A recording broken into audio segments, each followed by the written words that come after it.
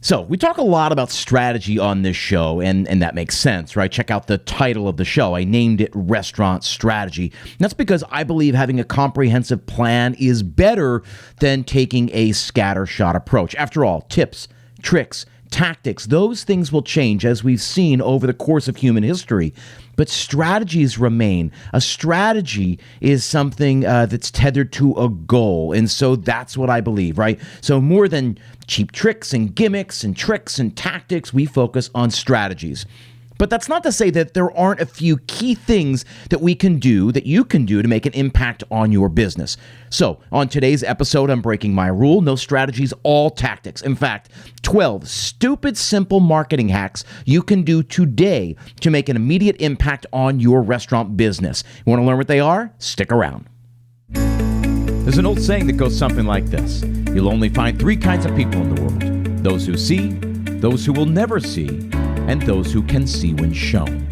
This is Restaurant Strategy, a podcast with answers for anyone who's looking.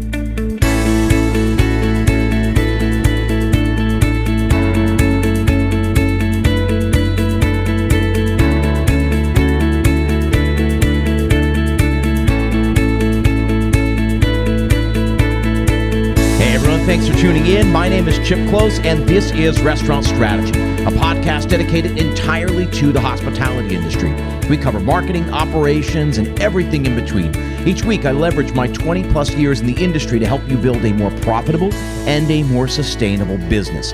I also work directly with operators all over the world through my group coaching programs to help you address and overcome the specific challenges that we all face in our industry. Curious to learn more? Then please set up a free 30-minute strategy session at restaurantstrategypodcast.com/schedule. Let me show you how simple it can be to run a profitable restaurant. Again, visit restaurantstrategypodcast.com/schedule. As always, you'll find that link in the show notes. Now, it's been a while since we've talked about this, but has your restaurant claimed the employee retention tax credit? This is money that's available now, but the program is being shut down in the next year. By next April, it will be gone, so there is some urgency here. Back on episode 168, I had Catherine Tindall on the show. She is a CPA with Dominion Enterprise Services. She has helped hundreds of restaurants across the country reclaim tens of thousands of dollars, many of whom are listeners of this show and clients of mine. She and I are hosting a free 1-hour webinar on Monday, February 27th, and I want to see you there. If you ran a business and kept it afloat in 2020 and 2021, you may be entitled to a refund from the IRS. Come learn more at this webinar by signing up. It is totally free. The link is in the show notes. It's being capped at 100 people, though. So space is limited. We want to make sure we've got time for everyone to ask their questions. We're hosting it on Zoom, so you can unmute and ask whatever question you have. In fact, there's going to be plenty of time. It's going to be like a town hall format where Catherine is going to field all of your questions. So again, sign up, absolutely free. It's Monday, February 27th. You will find that link in the show notes. Okay, so as I said, this show, this podcast is called Restaurant Strategy. It's because I believe strategies trump everything else, right? Your tactics might change, but your strategies will remain. So that's what we try to focus on, big picture thinking, concepts, ideas. But that's not to say that we shouldn't take a break every once in a while and talk about tactics, talk about the tips, the tricks, the gimmicks that are working right now. This episode is probably not going to have a long shelf life because things are changing, as I said, all the time. But still, I know the listeners are asking for this. I know I've spoken to a bunch of people over the last, I'll say 3 weeks, and they've asked for this. So I'm sharing on today's episode 12 super stupid, simple marketing hacks, things you can do right away that will start making a difference in your business. They're very low-lift tasks, right? Very high impact, low effort things that you can do right away. Without any further ado, let's roll through these. So number one, this is one of the easiest things you can do. Use your email as a marketing tool. What do I mean by that? I mean, get yourself a branded address and an email signature. Really update your email signature to make it pop. So what is this? What do I mean? There are plenty of people out there who want to save a couple of bucks, and so they have chipstavern@gmail.com. That's their email address. If you go to figure out how to get in touch with them on their website or on Facebook, that's what it is, right? chipstavern@gmail.com. And this makes no sense, because if I want to learn more about you, right, I don't know where to go. Is it chipstavern.com? Is it chipstavern.net? Is it chipstavernnyc.com?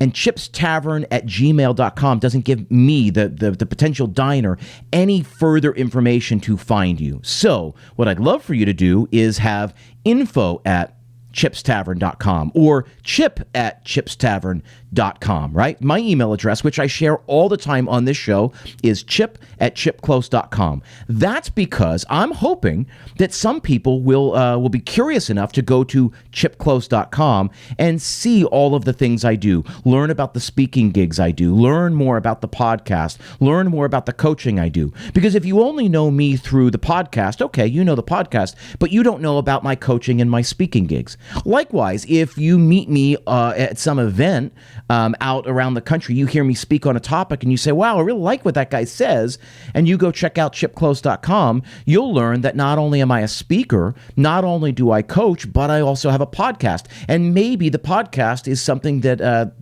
somebody sitting in the audience, that it's exactly what they need. So it's a way for me to market very low lift. It's not like I walk around and say, go to my website, go to my website, go to my website. But whenever I reach out to a restaurant owner, to anybody who's running one of these events, to a potential sponsor, to a product partner, a tech partner, whenever I reach out to people, they see my email comes in. It's from chip@chipclose.com. And I'm guessing that some of them, we're hoping that some of them will take the time to go learn more about me and what I do at chipclose.com. The same is true for your restaurant. If you figure that every single email you send has a branded way, a way for people to go back and check out your mothership, right? The digital version of your restaurant, right? Your website, then it's a no-brainer. And you will get more traffic, which is going to help with SEO. And yes, you will get more customers this way. It is inevitable. Likewise, in your signature, your email signature, you have to take a few minutes and create a branded signature. Now, I use a site called My Signature. It's mysignature.io. I will include that link in the show notes. It's really relatively cheap, and you create a beautiful branded signature. So if you ever get an email from me, it has my picture, so you get to see what I look like. It also has all of my information, links to my social media pages, and also at the very bottom, it has a link to check out the Restaurant Strategy Podcast. Because if I'm sending emails to this person and that person, same idea. I want people to go find what I do and become part of my community.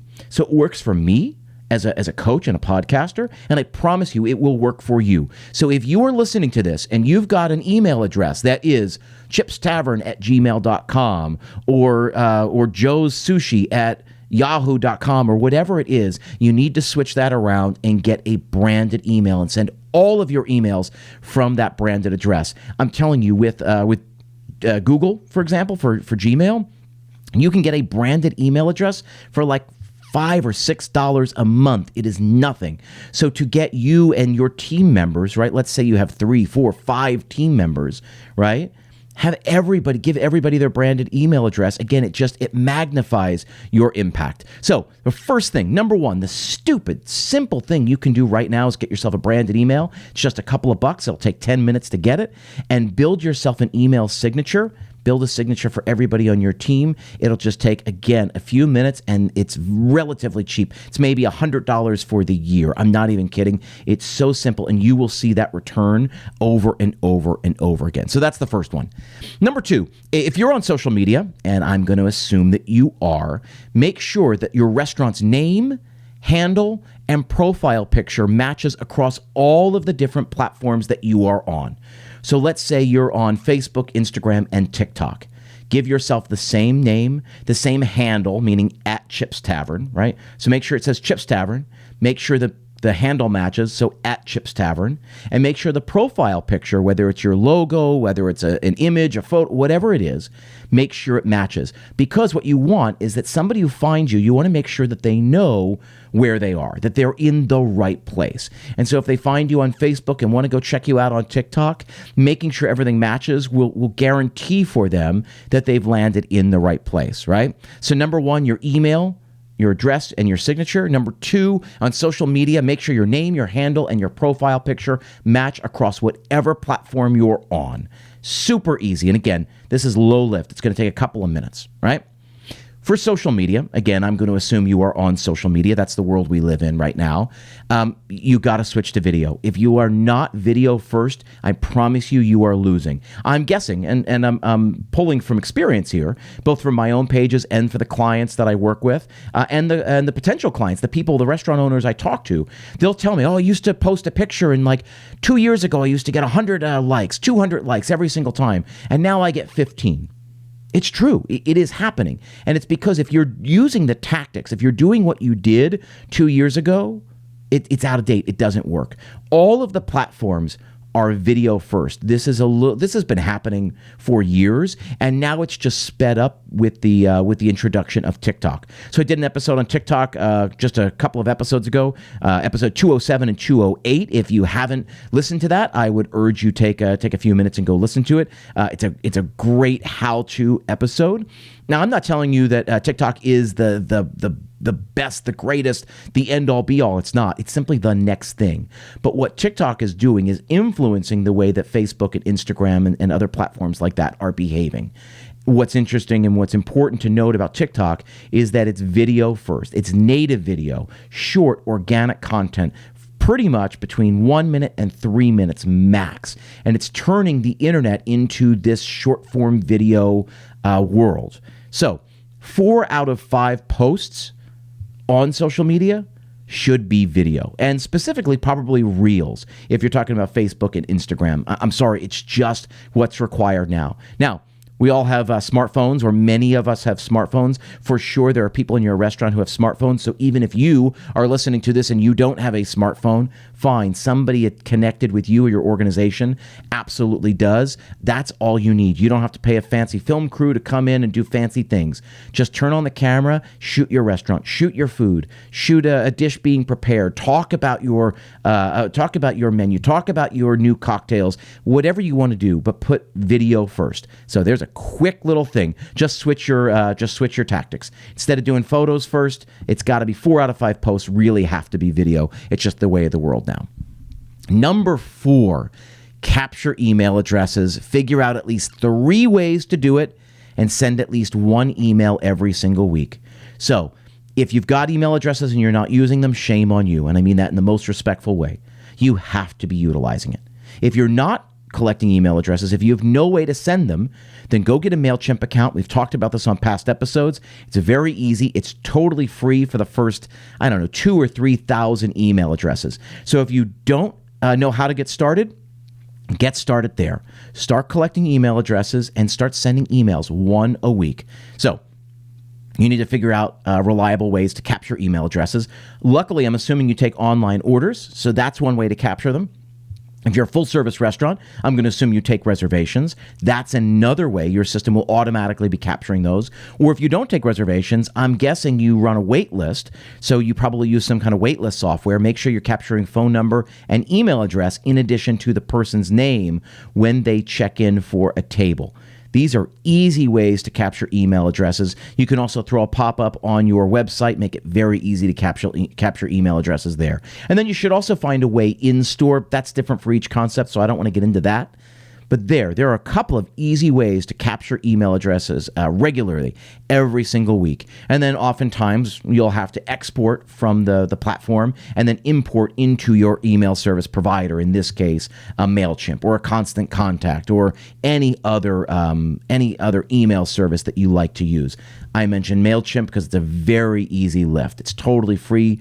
for the first couple thousand addresses, and it's very easy to use. Drag and drop, very stylish templates, really, really easy to use. So if you're not utilizing email marketing, please do it. Just one email a week. It can be anything as long as it's value-based. So yes, you can talk about upcoming promotions or discounts or events you got coming up, but also you can just talk about a new cocktail. You could talk about some wines that you just added to the list. You can talk about your signature dish. You can profile one of your staff members. You will have endless things to talk about if you think about it. So map out. So you're not doing this at the last minute. Map out. Say, what am I going to send? What are the next 8 emails look like? So over the next 2 months.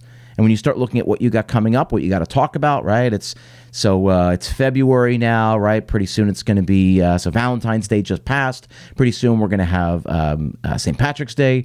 And then before we know it, it's going to be Easter and Mother's Day and Father's Day. And there's going to be plenty of things to talk about, right? The key is that you send an email every single week and you have a reliable way, at least 3 different ways that you can capture emails. So if you're not using emails, this is such an easy thing to do, and it's relatively free. Yeah, for the first couple thousand email addresses, it is totally free, and then after that, it's a nominal fee. It's $50 a month, $100 a month. I think I want to say MailChimp is like $250 for up to 20,000 email addresses. That's relatively nothing.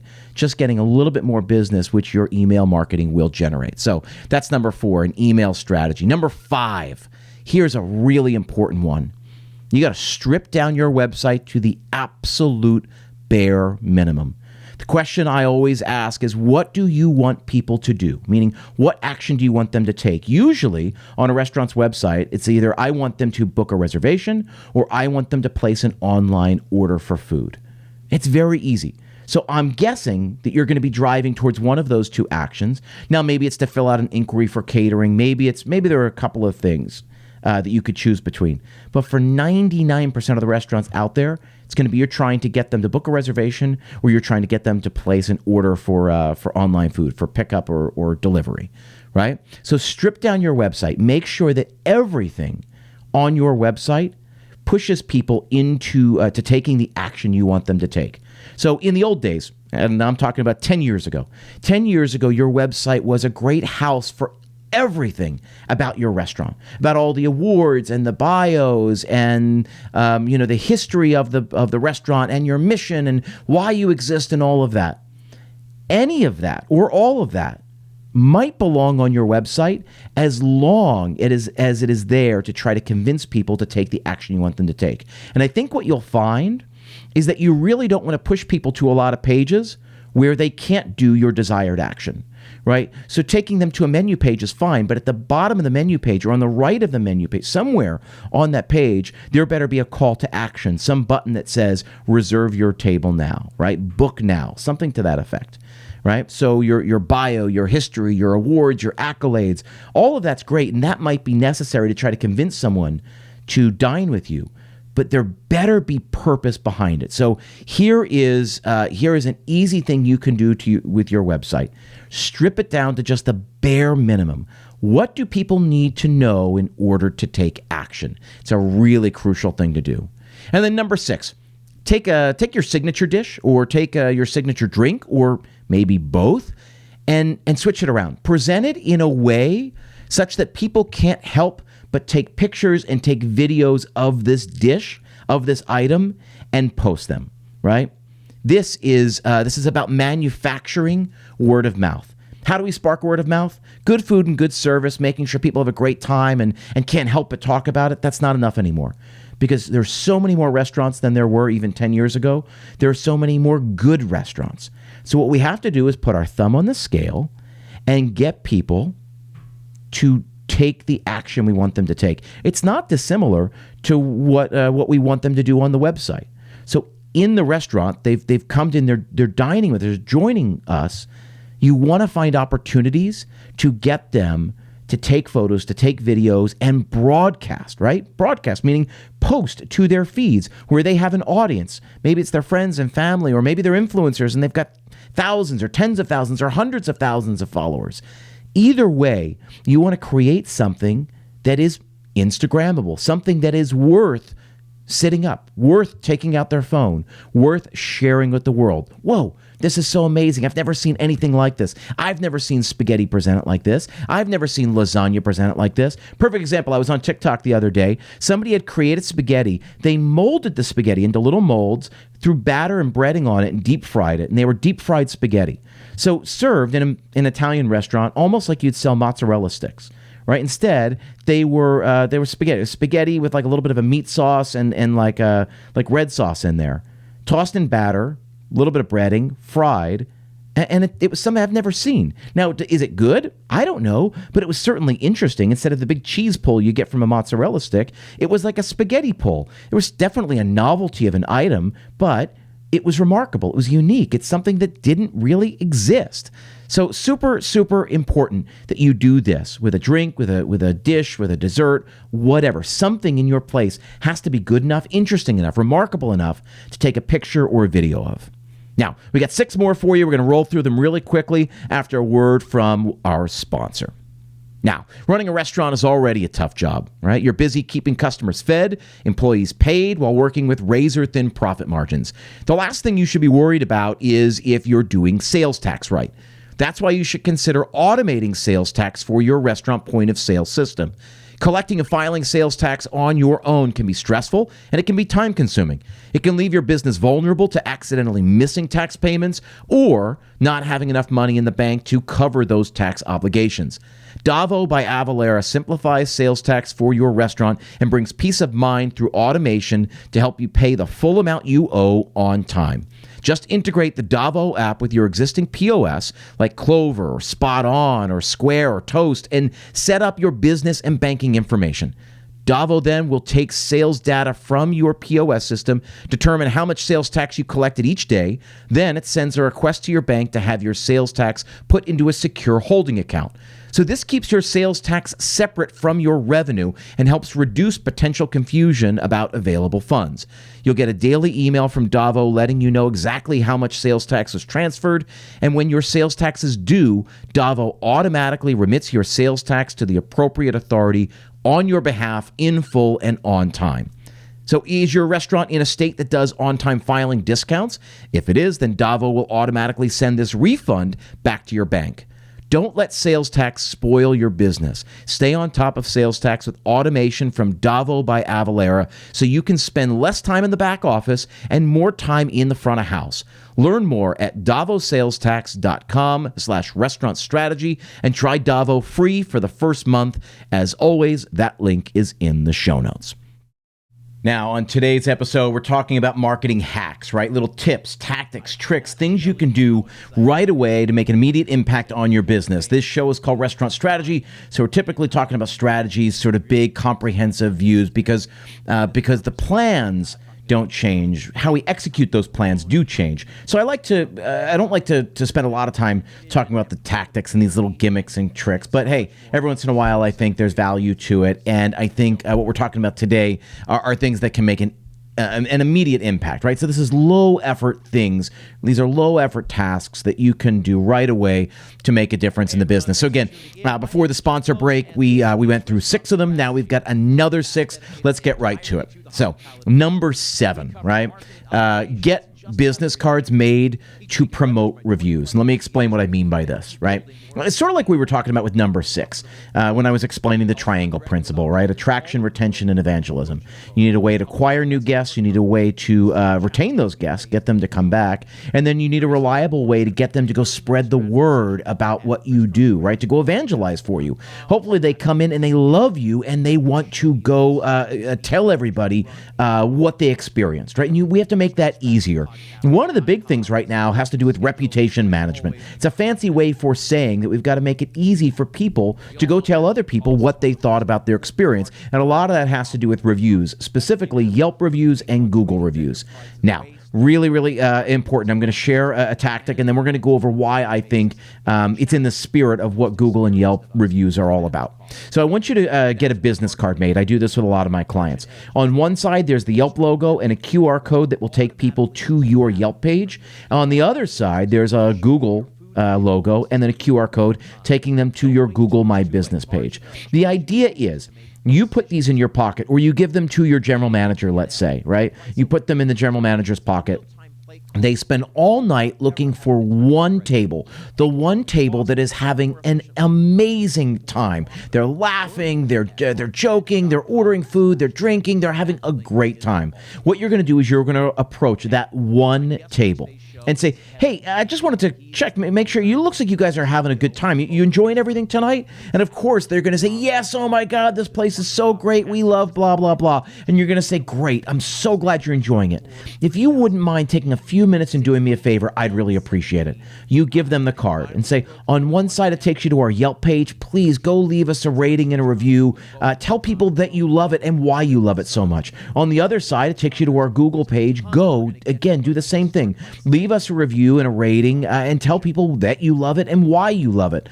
Just help other people who are like you, who want this kind of experience, find us. If you do those couple of things, it would make a really big difference to a small business like us. Now, really important, you're not incentivizing them in any way. You're not giving them a discount to leave a review. You're not giving them a free round of drinks or a free dessert, nothing like that. All you're doing is asking them to go tell other people why they love it so much, right? And that is in the spirit of Yelp and Google reviews, I believe, right? So we're not giving freebies. We're not soliciting in that way. We're just finding people who love it, and we're going and getting them to tell people that they love it and why they love it. If you do that, you collect one review every night. So you're not trying to get 10 or 20 reviews every night. One review every night. That's 30 5-star reviews, I got to guess. 35-star reviews every single month. That will improve your rating, and that will do more for SEO and you being found on sites where it matters. That will do more for your business than just about anything else you can do when it comes to sort of reputation management and digital presence. I'm telling you, focus on Yelp and Google. Just target the people who are having a great time and ask them to go leave a 5-star rating and review. It will make all the difference. Get those business cards made. You can get them for half a penny. You get 1,000 of them made. You give one out every single night. It'll be years before you get through them. I'm telling you, it'll make a really big difference. Number 8, you got to rethink third-party delivery. We did an entire episode on this, but this is a really big deal. Think of third-party delivery sites like Uber Eats, like DoorDash, like Grubhub. Think of them as client acquisition tools, right? So this is customer acquisition. You pay these hefty commissions, right, in order to be able to generate revenue on those sites. But if you think of those commissions not as a fee or a tax you have to pay to the company, but as a marketing cost, as an acquisition cost, it changes the game. It changes how you look at those tools. If you say, hey, I'm going to spend, right, they place an $80 order, you're going to spend, 30% of that. So people are going to give, $20, $25, gets lobbed right off the top. Okay, fine. But that's a $25 customer acquisition cost, meaning I would be willing to pay $25 if I could generate $55, $65, whatever the number, or $1,000 when we look at the lifetime value of a customer. What you need to do is say, hey, this is how a customer discovered us on Uber Eats or DoorDash, but you then have to take steps to convert them to first-party delivery.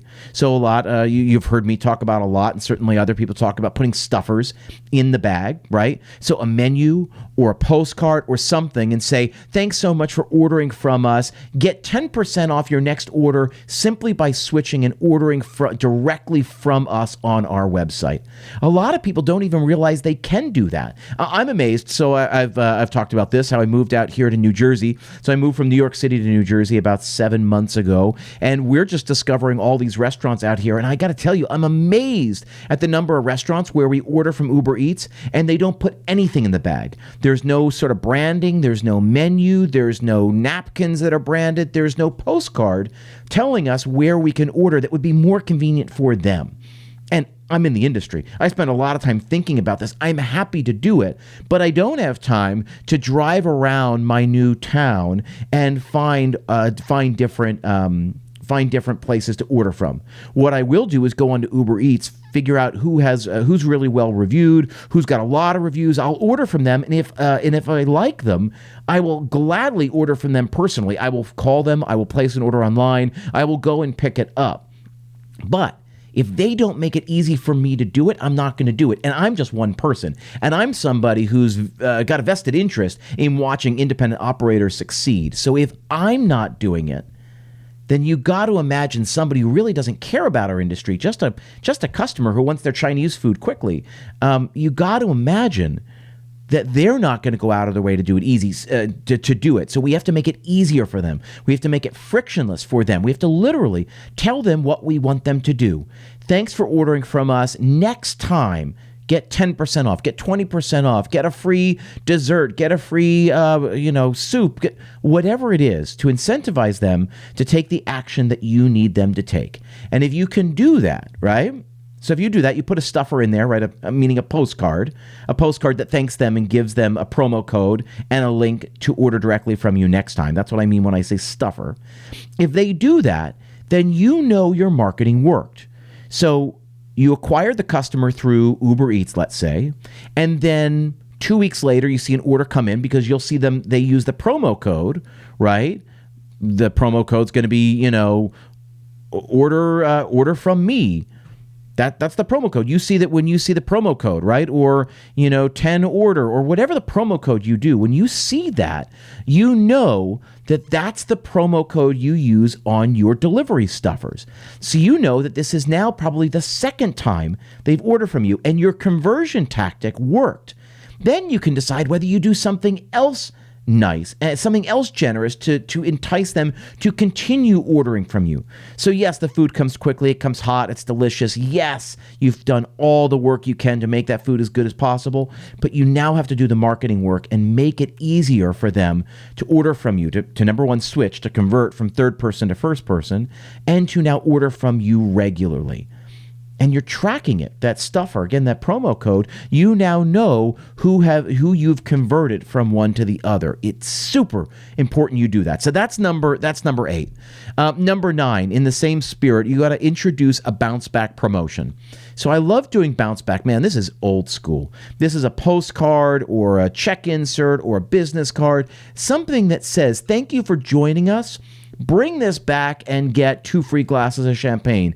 Get 10% off your next visit in. Get a free dessert next time you come in. It's a bounce back offer, right? So you're trying to get them to bounce back quickly. The key to bounce backs is they have to be they have to be done by hand. I always love it when a manager can do it. Right, so they can approach the table instead of a hollow table touch. Hey, how's everyone enjoying everything? Oh, it's good. Okay, great. Thanks so much. Great. And they walk away, hollow, empty. Rather than that, I would rather a manager take the time to say, hey, I just wanted to thank you guys for coming in tonight. Have you been here before? Make conversation. Have you been here before? How often have you come? What made you choose to come in tonight? Are you enjoying everything? And then give a bounce back card. Say, well, we appreciate your business tonight. I'd love to get you to come in. If you come in anytime in the next 2 weeks, come on back. I'll give you the following, right? You get 20% off. You get a free side dish. You get a free dessert. You get 2 free, round of drinks. Whatever it is that you think you need to do to entice them to come back, give it. It's pennies.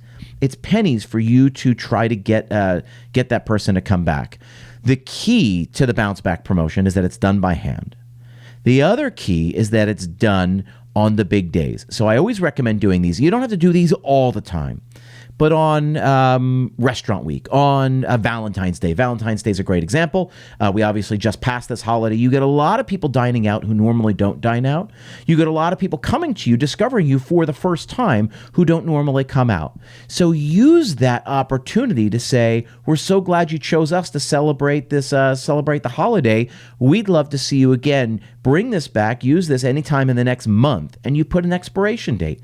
So they come in on February 14th, say, hey, dine anytime between now and March 15th and get the following offer. So it's got to be done by hand, and the whole key is that you get a quick turnaround. So a week, 2 weeks, 4 weeks at the most. I do this a lot for December. So I worked at a restaurant a couple years back, and we were doing holiday brunches. We were usually closed on weekends, but for the 4 or 5 Sundays between Thanksgiving and New Year's, we did holiday brunch. And so we got a whole lot of people who don't normally come out to join us. It was a lower price point. It was something special. And we did these bounce back cards and said, come back anytime in January and get 2 free glasses of champagne or get a round of champagne. And we partnered with a specific brand, and they gave us a better cost on the item, so we could pour their champagne all January long. We kept the party going. January is usually a time when our business dips. Same thing with March. A lot of times from February 15th to March 15th, business takes a little bit of a dip. Find your times when you take a dip and find an opportunity to do a bounce back promotion. Specifically, it's to get people to come back, get them back quickly, and become your customers, create new habits. So number 9, bounce back promotion. If you're not doing something like this, take an opportunity. Mother's Day is coming up. Father's Day is coming up. There are opportunities for you to introduce something like this, right? Number 10, if you do private dining or catering, you got to call customers back 24 hours after they dined with you, after they ordered from you. I promise you, this is the number one thing you will be able to do to get more business. You call them the day after and say, hey, I'm calling, this is Chip. I'm calling from Chip's Tavern. You ordered catering from us yesterday. I just want to call, make sure you enjoyed everything. And you're going to just listen. You're going to ask them what they thought of the food. Did they like it? Did everyone like it? Was there stuff left over? Did they not have enough? Number 1, you're going to be learning more about your catering business. Number 2, you're going to be building a relationship with them, right? At the end of the call, you're basically going to say, hey, we'd love to be able to take care of you again. Do you have anything coming up? No? Okay, great. Well, if it's okay with you, I'd love to touch base with you just in a couple of months, every so often, to see if you do have things come up, because we'd love to continue serving you. We'd love to continue taking care of you.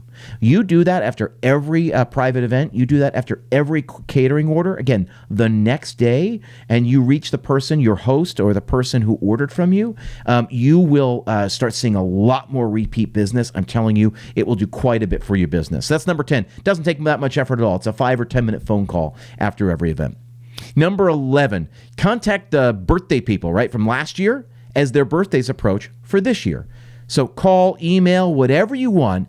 Give them a reason to choose you again. So I would do this when I was a maitre d'. So I worked in New York City for many, many years, running the front door of some high-profile restaurants. Long before we could automate this or scale this, I did this on my own. So I would go to OpenTable. Most of us used OpenTable. You can print out a report from the year before. Hopefully you've tagged everybody who's celebrating a birthday.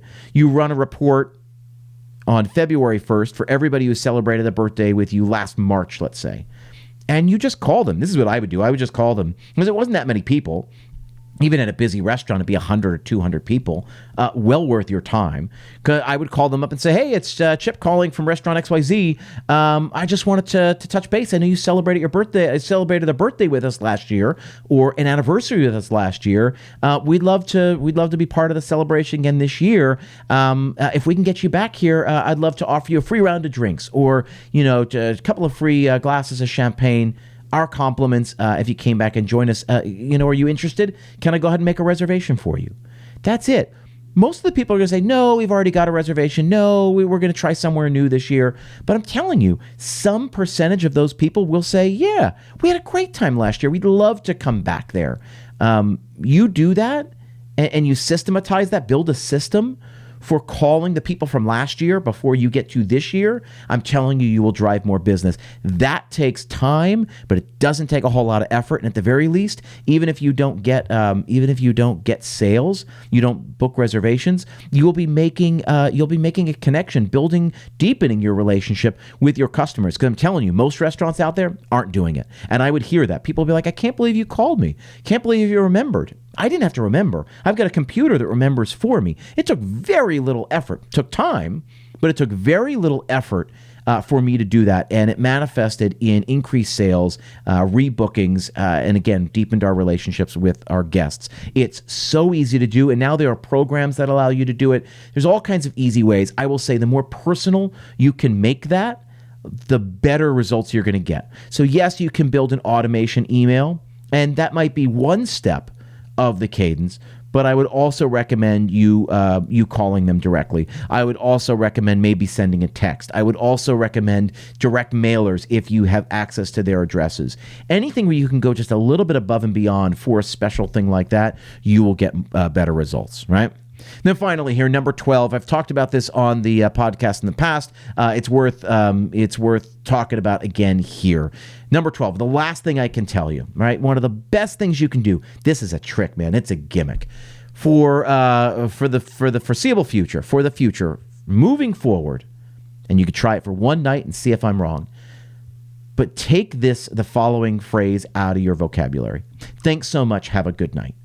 For an entire night, I challenge you not to say, thanks so much, have a good night. And this works especially well for full-service restaurants. I've done it a lot for fine dining restaurants, and it works very, very well. But it'll work at all levels.